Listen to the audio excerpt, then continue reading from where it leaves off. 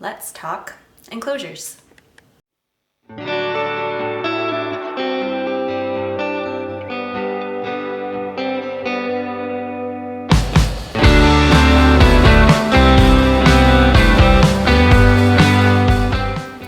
Hello, welcome back to the Curly Haired Keeper. My name is Abby Stone.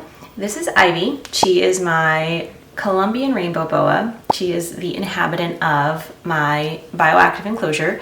And today we are going to talk about the pros and cons of keeping an animal in a bioactive. So quick disclaimer before we jump in, I am not here to judge anyone who doesn't keep bioactive or keeps in a different way than I keep my animals. I am not perfect. It is a learning curve to figure out the best way to keep your animals, both for them and yourself. So this video is based on my experience, my own personal experience with keeping this particular animal in a bioactive. Pro number one, the humidity and temperature is really easy to maintain and manage in a bioactive. Now, given this is a tropical environment that I have made with the bioactive that Ivy stays in, she is a tropical species. Rainbow boas need very high humidity, between 70 and 90%, give or take. So maintaining that is incredibly easy in a bioactive. Con number one, there is a learning curve to creating and maintaining a bioactive.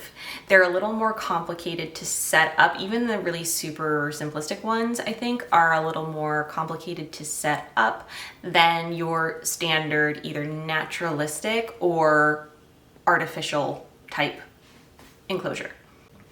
Again, this is from my perspective. I am not super great with plants. I am not, my brain just isn't.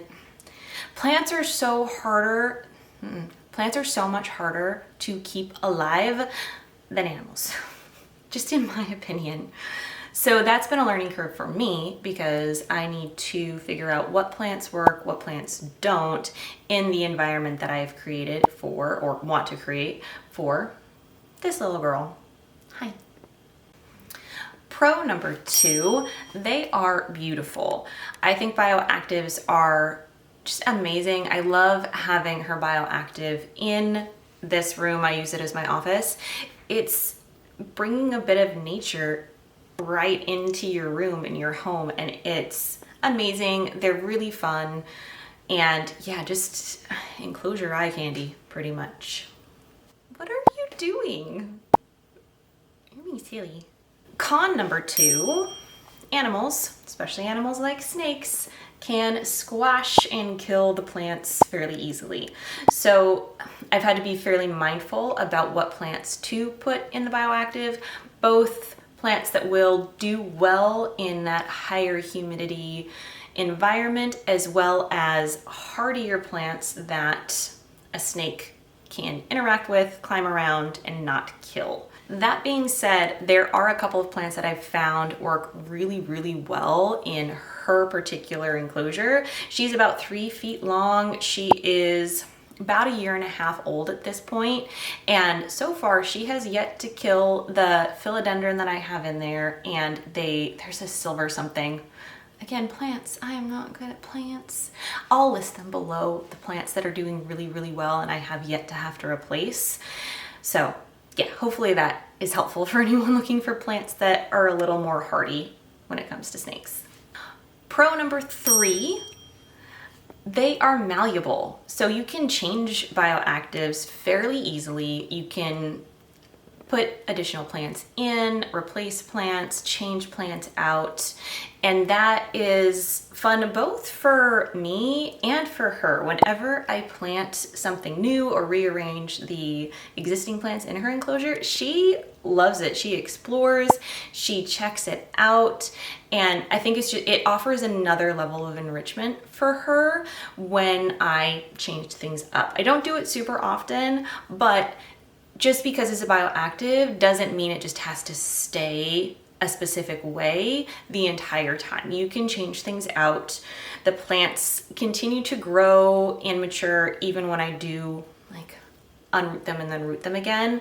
Again, I'll put those plants down below because these plants that are hardy when it comes to her climbing on them have also shown really great hardiness when I've like moved them around in the enclosure.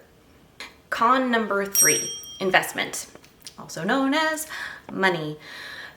Bioactives are going to be more expensive than most other enclosures, especially if you keep in something like a tub or something like that.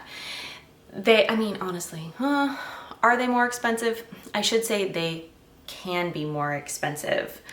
It depends on how you set it up, but if you want a full-on, basically self-regulating, beautiful, fully planted bioactive, it's gonna be an investment. You need the enclosure that can actually hold up to a really deep substrate substrate layer, words. And the soil itself is an investment, the enclosure is an investment. All of the plants that you're going to get to plant into that bioactive are an investment. For ivies, 4x2x2, I probably invested between $1,500 and $2,000 into that. So, I mean, she's priceless, but I paid $200 for her. So the enclosure is generally where I invest my money to keep the animals the way that I want to keep them. So yeah, just something to keep in mind. Again, you can do a bioactive super simplistic. You don't have to go all out, and it will obviously cost less money when you do it that way, but I will list an itemized cost down below so you can kind of see where I invested. All right, we're gonna jump into con number 4 because I have 4 each, pros and cons, and I wanna end on a pro, not a con. So con number 4 is upkeep.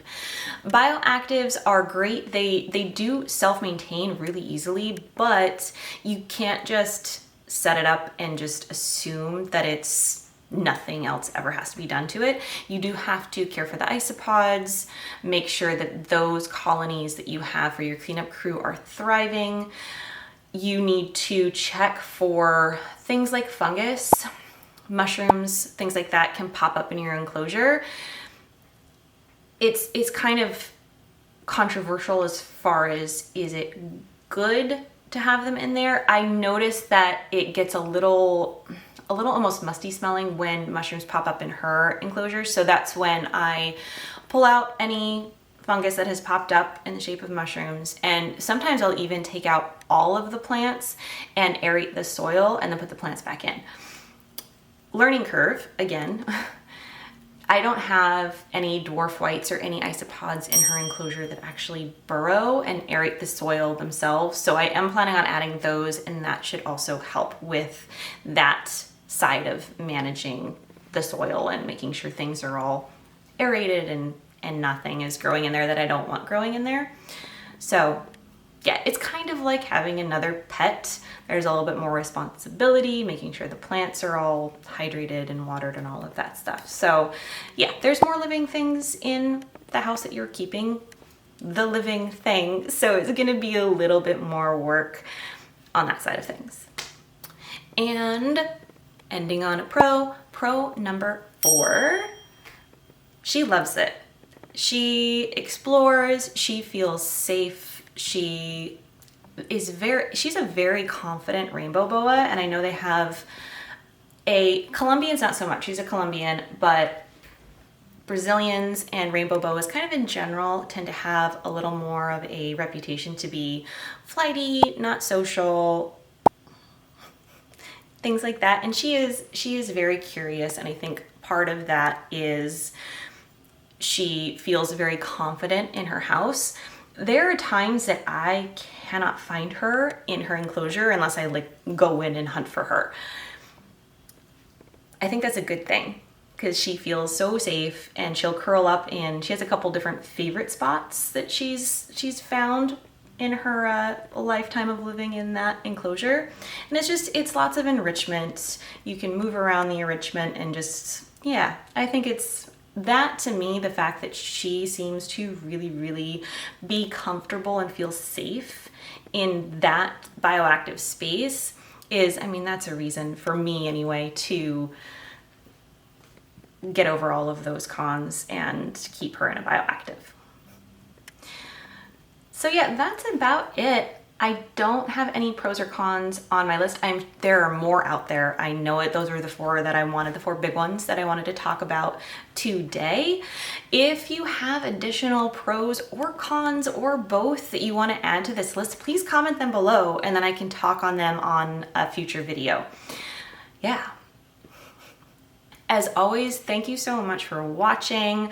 Give this video a like, follow if you would like some more snake content. If you want to drop a comment, that's also super helpful to this channel as well. And don't forget, live life with brave curiosity. Catch you next time. Bye. It's been forever since I've done one of these. Hello, welcome back to the no. Pro number one, the humidity and wow.